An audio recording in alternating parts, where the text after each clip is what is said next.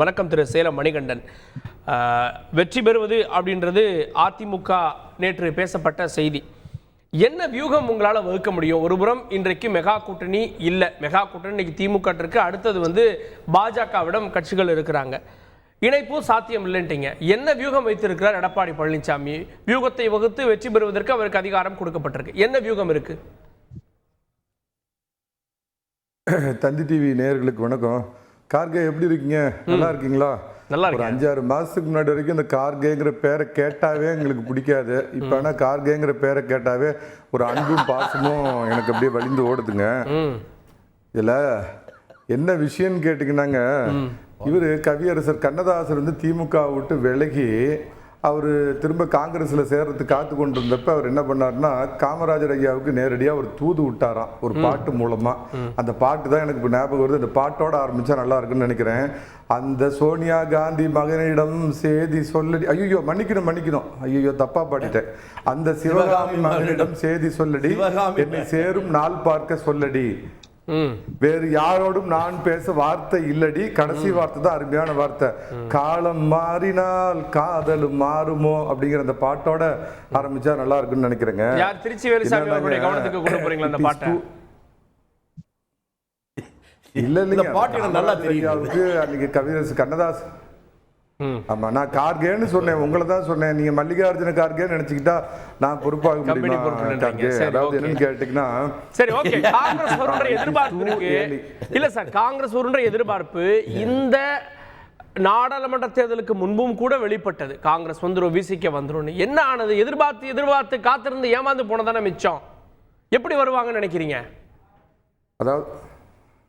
அதாவது நாடாளுமன்ற தேர்தல் என்பது வேறு, நாடாளுமன்ற தேர்தலுங்கிறது காங்கிரஸ் கட்சி கிட்டத்தட்ட ராகுலை முன்னிறுத்தி மோடி ஆப்கி பார் 400 பார் அப்படிங்கிற ஒரு பெரிய பிம்பத்துக்கு எதிராக அவங்க போராடினப்ப அவங்க புதுசாக ஒரு ரிஸ்க் எடுக்க விரும்பல. ஆனால் சட்டமன்ற தேர்தல்ங்கிறது திமுகவுக்கு தான் முக்கியமானதை ஒழிய காங்கிரஸுக்கு முக்கியமானது இல்லை. காங்கிரஸில் சமீபத்தில் ஏற்பட்டிருக்கிற கழக குரல்னா நான் இந்த கழகத்துக்கு இதாக நிலை வித்வான்களாக மாறிட்டாங்களா, நான் அந்த குரலை சொல்லலை. கழக குரல் சில கார்த்தி சிதம்பரம் பேசியிருக்காரு, அந்த செல்வ பெருந்தகை என்ன பேசியிருக்காரு அப்படிங்கிறதெல்லாம் பாருங்க. ஸோ காங்கிரஸ்குள்ள அங்கே கழகம் எடுத்து கொண்டிருக்கிறது. அதே மாதிரி பார்த்தீங்கன்னா விடுதலை சிறுத்தைகளுடைய நிலைப்பாட்டில் மாற்றம் இருக்குது. எல்லாத்துக்கும் மேலேங்க இந்த 7.5 இல்லாத 4.5 ஆண்டு ஆட்சி கொடுத்த எடப்பாடி பழனிசாமி ஆட்சி வேண்டுமா, திராவிட மாடல் ஆட்சி வேணுமாங்கிற ஒரு மிகப்பெரிய கேள்விக்குறி தொக்கி நிற்கிறப்ப நிச்சயமா அதிமுகவோடு சேருவது நமக்கு பயன் தருமா, இல்ல திமுகவுடைய இந்த 5 ஆண்டுகால ஆட்சியை தூக்கி சுமப்பது நமக்கு பயன் தருமா அப்படிங்கிற ஒரு கேள்வி எழுறப்ப நிச்சயமா பாத்தீங்கன்னா அதிமுகவை நோக்கி திமுகவில் உள்ள கட்சிகளும் பாஜக கையை முறுக்கி வலுக்கட்டாயமா அவங்க கூட சேர்த்து வச்சுக்கிட்டு இருக்கிற டாக்டர் ஐயாவும் வர்றதுக்கு வாய்ப்பு இருக்குது. எல்லாத்துக்கும் மேல இந்த திராவிட மாடல் ஆட்சி மேல அடிக்கிற சுனாமி எதிர்ப்பு அலை. இன்னும் ஒரே ஒரு பாயிண்ட் சொல்லிடுறேங்க, என்னன்னு கேட்டீங்கன்னா, எந்த ஒரு சட்டமன்ற தேர்தலிலும் ஒரு கூட்டணிங்கிறது மீண்டும் அடுத்த சட்டமன்ற தேர்தலில் இதுவரைக்கும் தமிழகத்தில் தொடர்ந்ததா சரித்திரமே கிடையாது அப்படிங்கிறது தாங்க கடந்த கால தமிழக அரசியலுடைய வரலாறு. ரெண்டாவது, மக்கள் ஈஸியா இடம் போடுவாங்க. எடப்பாடி பழனிசாமி எந்த ஒரு கூட்டணியுமே தொடர் தோல்விகளையும் வெற்றிகளையும் சந்திச்சது இல்லை. ஆனா கடந்த 10 தேர்தல்கள்ல வெற்றி பெற்றிருக்கதா நேற்று திமுக தலைவர் சொல்றாரு. வெற்றி கூட்டணியை விரும்புவாங்களா, இல்ல ஒரு பிரயாட்சித்த முயற்சிகளை விரும்புவாங்களா? நிச்சயமா முதலமைச்சர் சொன்ன அந்த வார்த்தையில் நான் உடன்படுறேங்க. வெற்றி கூட்டணியைத்தான் யாரா இருந்தாலும் விரும்புவாங்க. திரும்ப அண்டர்லைன், வெற்றி கூட்டணி. அதாவது பாராளுமன்ற தேர்தலில் திமுக தனித்து வாங்கிய வாக்கு அப்படிங்கிறது 25%, அதிமுக தனித்து வாங்கினதுங்கிறது 21%. ஆனா திமுக கூட்டணின்னு பாக்குறப்ப அவங்க 40-45+ போனாங்க. சோ கூட்டணிங்கிறது தான் 2024 வெற்றி தோல்வியை தீர்மானிக்கும் அப்படிங்கிறதுல மாறுபட்ட திமுக 21 இடங்கள்ல நின்னாங்க, அதிமுக 35 இடங்கள்ல நின்னாங்க. ரெட்டலை எத்தனை இடத்துல நின்றுச்சு, உதயசூரியன் எத்தனை இடத்துல நின்றுச்சு? சரி, அப்படியே உங்களுக்கு மாத்தி போடுறேங்க. 2021 சட்டமன்ற தேர்தலில் 350 கோடி ரூபாய் செலவழிச்சு வடநாட்டு ஒரு ஐயரை கூட்டிகிட்டு கூட தேர்தல் வியூக நிபுணரா வச்சிருந்து கூட வெறும் 3% வாக்கு வித்தியாசத்துல தான் திரு எடப்பாடி பழனிசாமி அவர்கள் வெற்றி வாய்ப்பை இழந்தார். அப்படிங்கிறப்ப எல்லா அம்சமும் எடப்பாடி பழனிசாமிக்கு சாதகமா இருக்குது. எல்லா சாலைகளும் நெடுஞ்சாலை சாலையை நோக்கி ஓகே, ரைட், ஓகே. நான் திருச்சி வேலுசாமி அவர்கள்ட்ட உங்களுக்கு தான் தூது அனுப்புறாரு, காங்கிரஸ் வரும் என்று காத்திருக்கிறோம், காலம் மாறுகிறது, அதுதான் கார்த்திக் சிதம்பரத்துடைய பேச்சோ இல்ல செல்வ பெருந்தகை அவருடைய சுற்றுப்பயணம் இதெல்லாம் சொல்லுவது அதனுடைய செய்தின்றார். அப்படி அல்ல, நான் யதார்த்தமாகத்தான் இந்த அரசியலை பார்க்க விரும்புறேன். காரணம், அரசியலில் கூட்டணி என்பது சட்டமன்ற தேர்தலுக்கு இன்னும் ஓராண்டுக்கு மேல இருக்கு. அது இந்தியாவிலே தமிழ்நாட்டில் தான் நாமினேஷன் முடிஞ்சு வித்ட்ராயல் டேட் முடிஞ்சதுக்கு அப்புறம் கூட கூட்டணி உருவானதெல்லாம் பார்த்திருக்கோம்.